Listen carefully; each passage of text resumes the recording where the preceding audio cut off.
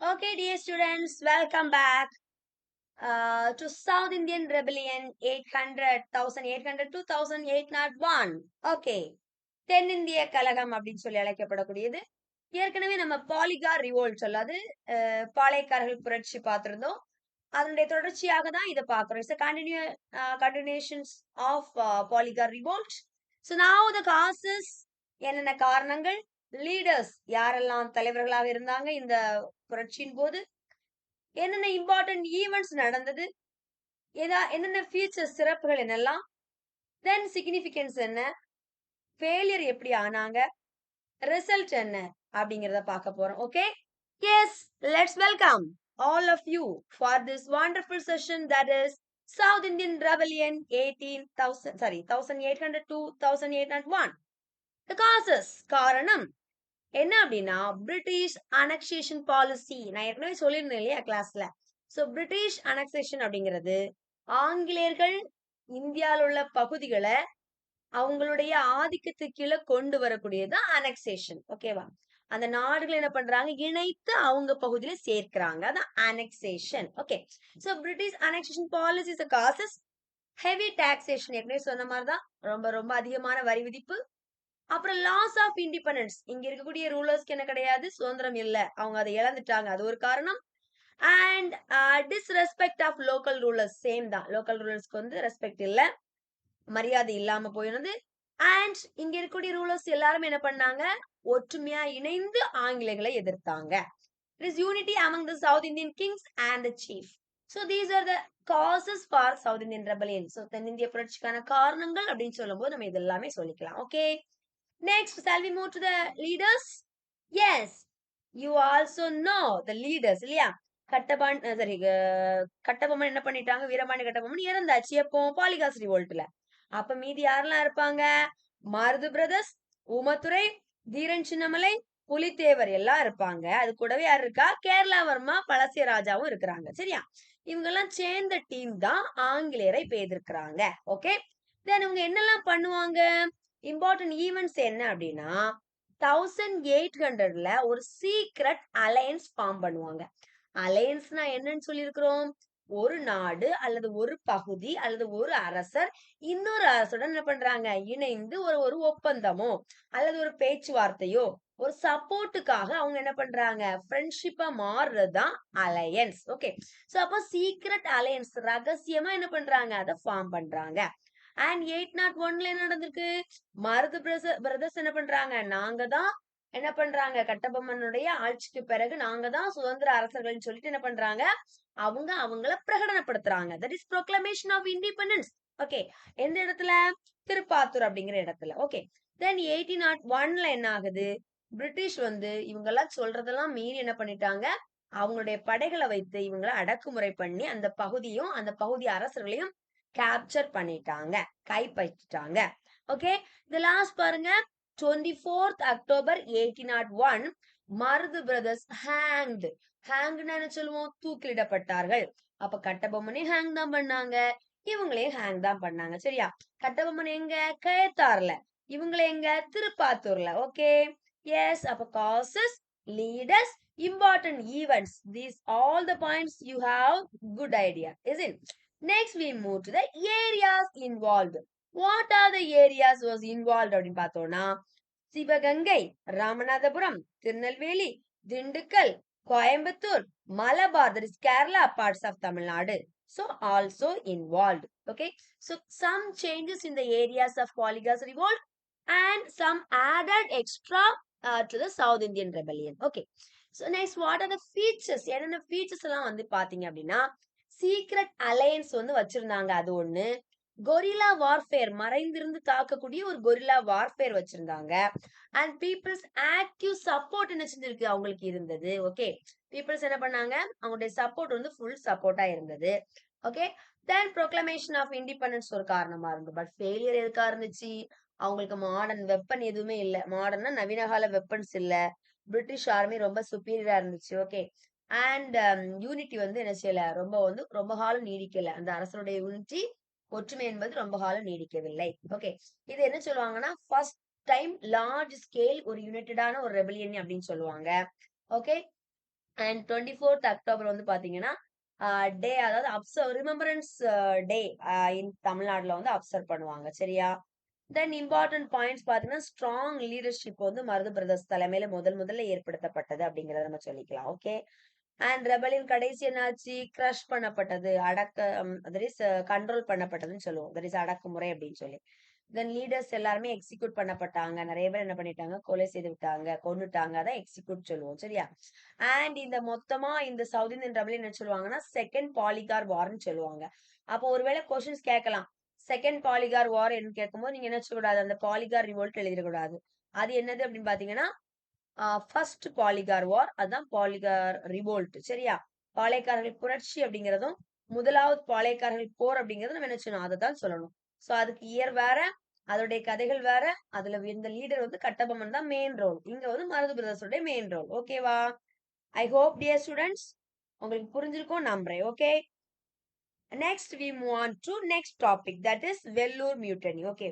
So Vellore mutiny பாருங்க, இதோடைய causes, இதோடைய leaders, events, suppression, importance, result and the points. Actually இதுக்கு முன்னாடி ரெண்டுமே நம்ம பார்த்தோம்னா பாளையக்காரர்கள் சம்பந்தப்பட்டது அப்படிதானே, ஒரு குறிப்பிட்ட பகுதி சம்பந்தப்பட்டது. ஆனா இங்கேயும் குறிப்பிட்ட பகுதி தான். ஆனா இங்க என்னாச்சு அப்படின்னா அது ஒரு மியூட்டனி, அதாவது படையில இருக்கக்கூடிய ஒரு பிரிவினர்கிட்ட என்ன பண்றாங்க? சிப்பாய்கள். ஓகேவா? அந்த சிப்பாய்கள் என்ன பண்றாங்க? ஒரு புரட்சியை ஏற்படுத்துறாங்க. அதுதான் இது வந்து வெல்லூர் மியூட்டனி நம்ம சொல்லுவோம். சரியா? சோ இந்த வெல்லூர் மியூட்டனி பார்க்கும்போது அதோடைய காரணம் என்னன்னா, புது டிரெஸ் கோட் என்ன பண்றாங்க? படையில வந்து தட் இஸ் ஆர்மில பிரிட்டிஷ் என்ன பண்றாங்க? அனௌன்ஸ் பண்றாங்க. Okay. So the imposition of new dress code அப்படின்னு சொல்றாங்க. Hat, leather items. ஓகே. ஒரு பெரிய தொப்பி வச்சுக்கணும்னு சொல்றாங்க. ஓகே. தென் லெதர் ஐட்டம்ஸ் எல்லாம் அவங்க இன்ட்ரோடியூஸ் பண்றாங்க. ஆனா இது வந்து யாருக்கு ஓகே இல்ல? இங்க இருக்கக்கூடிய இந்தியர்களுக்கு வந்து அவங்களுடைய ரிலீஜியன்ஸ இவங்க என்ன பண்றாங்க? மதிக்காத மாதிரி இருக்கிற மாதிரி அவங்களுக்கு தோணுது. அதனால என்ன பண்றாங்க? அவங்களுக்கு வந்து ஆ அவங்க இந்த வெல்லூர் மியூட்டனி பண்றதுக்கு ஒரு காரணமா அமைந்தது. தென் பாத்தீங்க அப்படின்னா, லோ சேலரி.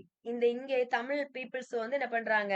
படைகள்ல படை வீரர்களா வச்சிருப்பாங்கல்ல, அவங்களுக்கு வந்து சம்பளம் குறைவா தான் குடுத்தாங்களாம். அது ஒரு காரணமா இருக்கு. சரியா?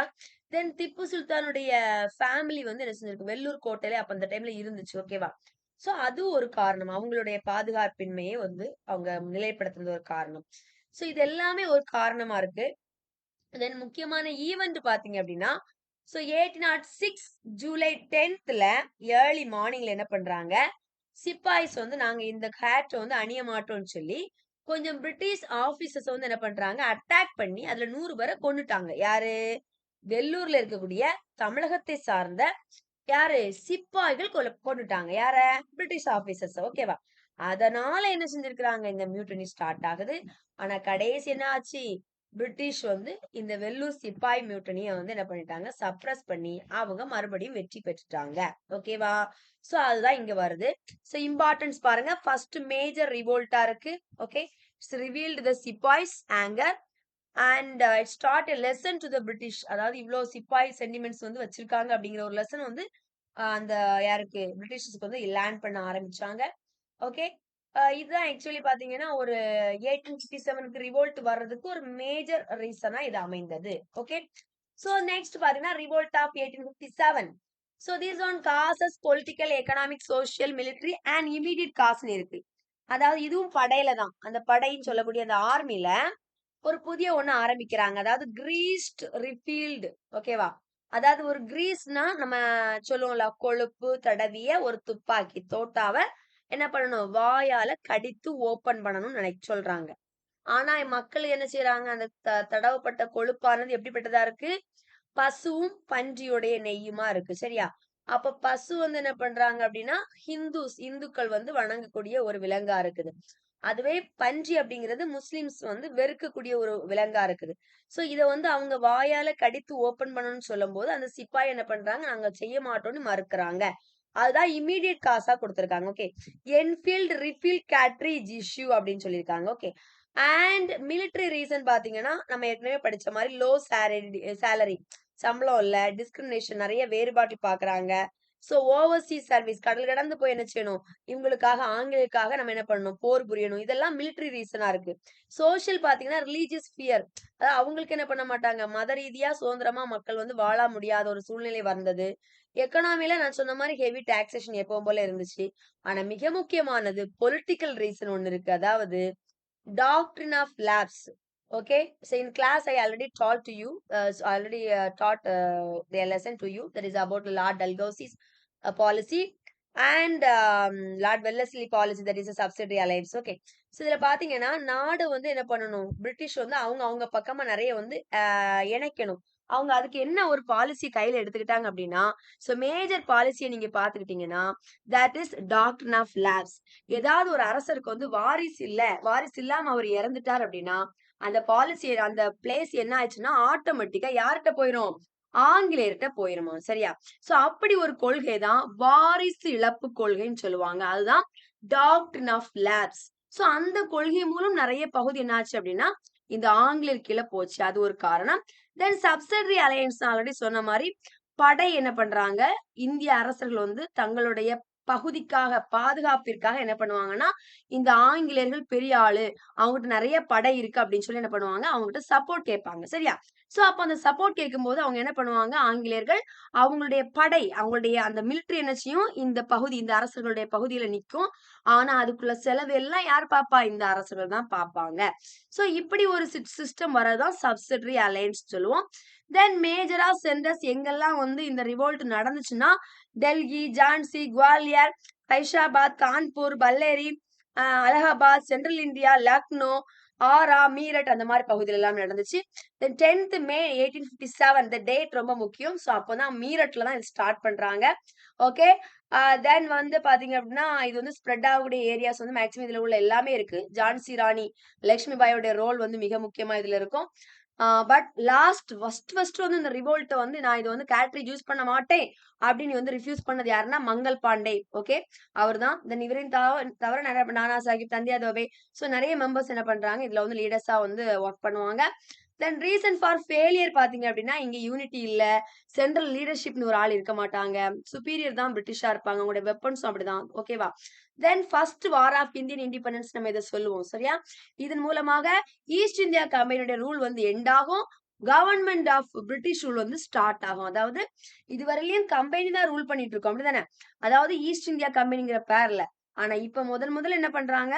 இந்த ஈஸ்ட் இந்தியா கம்பெனியோட ரூல் வந்து ஸ்டாப் ஆகி டைரக்டா இங்கிலாந்துடைய அரசாங்கம், பிரிட்டிஷ் கவர்ன்மெண்ட் வந்து இந்தியாவை ரூல் பண்ற மாதிரி ஒரு நிலைமை உருவாகும்.